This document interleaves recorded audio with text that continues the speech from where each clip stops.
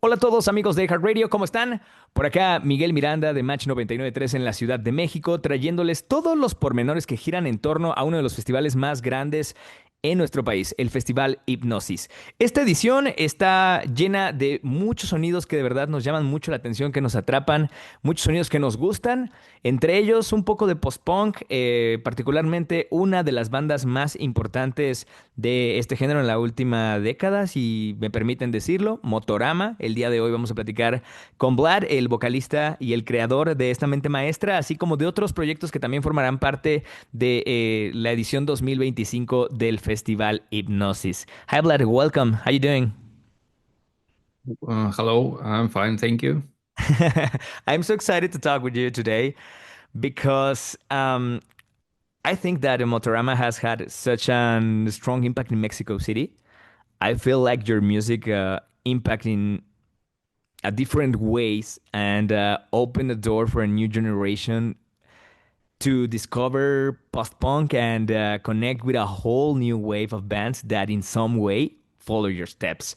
So I'd love to talk a little bit about that connection and of course about how do you see Motorama's journeys today and your participation in Hypnosis Festival. So first of all, how do you feel with that? Super excited because we are very lucky to have this connection. Like we are DIY band. We don't have any like label support or anything, so it's just like 100% folk uh, connection. I mean, with the Mexican people and us. So I have no idea how people found our music.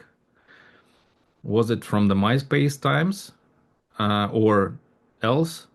I don't know. This connection is very strong, and we respect it, and it in how to call it changed our life like a band from Russia in a way because we have a privilege to travel a lot to Latin America.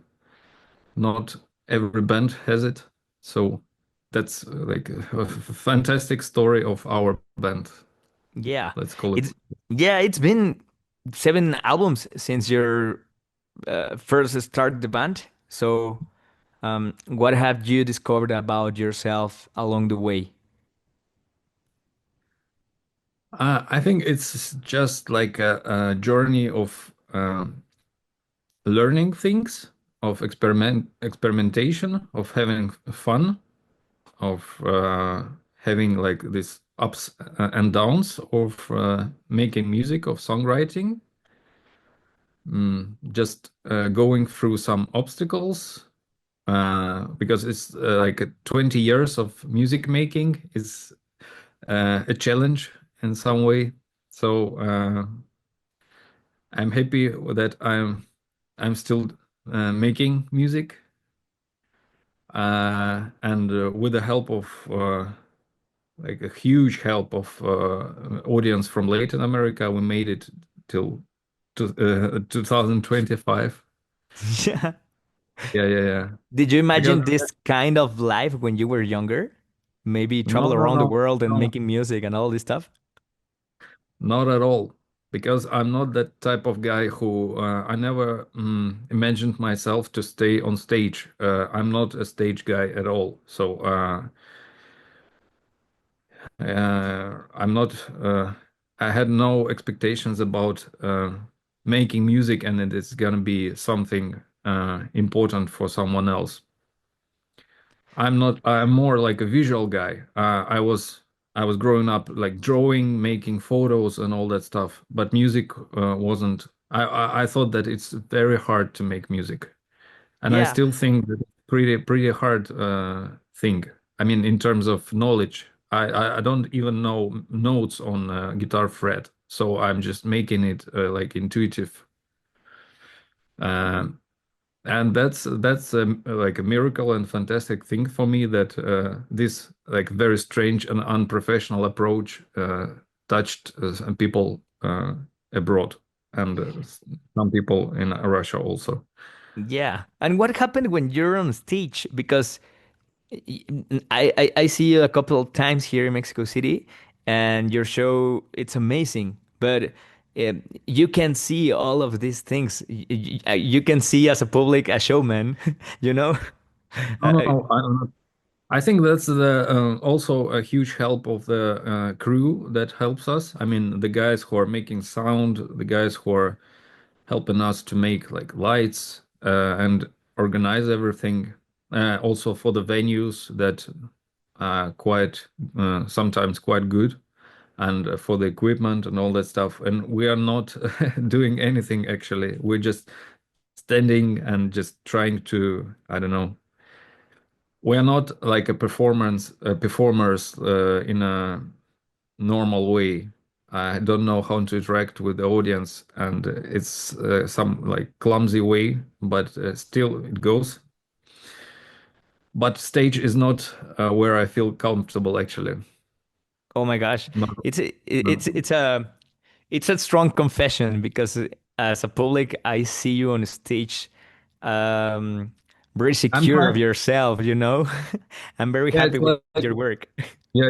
You imagine that you interact with a small company, like one or two person, even one, like it's some kind of dialogue. But it's just like psychological method of how to deal with this pressure of the audience. For me, But we love your work on stage. You just doing amazing. It's just an amazing work. So, um, going back to the to your personal taste, like photography and architecture, we can really see that kind of likes in your album covers and music videos. How does having that kind of visual or aesthetic appreciation influence your music? um, as I said, that I'm more like conceptual visual. I have like this type of conceptual vision of the band. I was growing up listening to some bands who were very like conceptual in what they were doing, from like Pink Floyd to electronic music like Aphex Twin, or they were not the type of bands like they were not so commercial in terms of like normal selling things.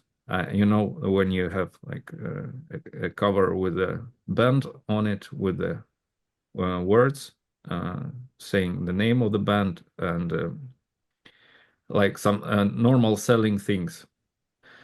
Uh, and I just decided that yeah, that's what I think is interesting in conceptual type of how to do how to run a band. Also for social media, we're not that social. We are just opening our like social how to interactions and closing them. I'm not a huge fan of very open bands. I think that like imagination of a audience is huge, and they can see only like one band photo or one sleeve, and they can imagine the rest. So their imagination works, and that's interesting. That's how it works for me when I was a kid. I And had now, music and a sleeve, sorry, and sorry. that's all. Yeah, I mean, I listened to an album, and I sold only one band picture and one sleeve of the album, and everything else was my imagination. So that's still important for me as like as an artist, so called. Yeah, you just put in an atmosphere and a picture on a photograph, and the people Yeah, do the rest, right? it grows. Yeah, it lives its own life. Thinking about this way of work, I know that you had a lot of music projects when Mm. when you I don't know how to say it. where you put some ideas and sides of yourself. Is there something new that you like to explore that you could even lead to start a new project? Uh, I think I tried everything that I was interested in. Mhm. So I am musically. And yeah, these projects were just like healing from another project. So when I'm bored with this type of music, I'm coming to another type of music and just doing something else. When I'm bored with another one, I'm coming back to the first one, and this type of like creativity thing. Mm. Because one band was not enough for me. Like sometime I was very I had many ideas, and I had to just to give them life. But Yeah, now it's slowing down. I'm growing, like I'm not that young, and uh, it's like potential is not that extreme. And for now, I'm feeling better. I'm just collecting only good stuff. For example, for Motorama, I'm not pushing things forward with like many different ideas and trying to take only good songs, only good compositions to work with them and to throw away like not like before it was like we made like one album per year uh, from I don't know, many songs. I had a calculator with this, how many songs were made, and it was so many songs. That wasn't that good actually for us. do you have a new Now, album on the door or something like that? Are you working what? on a new album? Are you working on a new album? I heard a little bit about it. No. Well, I think about albums like a collection of songs. So I'm just writing songs all the time, uh, and then I'm collecting them into these like collections, so-called albums. And yeah, we have some. I have some new songs written, and I hope maybe next year we're gonna release an album. But time will show. Just not trying to make it fast. We are not connected with any like pressure types of things, like no labels. We're just doing everything by ourselves, releasing and all that stuff. I think that And thank for the audience in Latin America mainly because they let us do it. I mean, they yeah, we love your music and we're so excited about hearing about new songs or a new album. It's Mhm. it's it's a a good new, but I think that the best way to work it's with no pressure. So Yeah, you're congratulations for that because it's so hard in these times working without pressure and stuff that's like that. In especially in the music industry, you know. And lastly, I want to ask you. Looking back at Motorama entire journey and success, because mhm. I think that Motorama is a very successful band. What makes you feel the most grateful in this journey? Um, I think the most grateful thing is that the band did not destroy my like family and Okay. the connection. I mean, I'm privileged to have my wife together playing with me, and she's very good in playing instruments. And I'm so happy that she's not afraid of like experimenting with.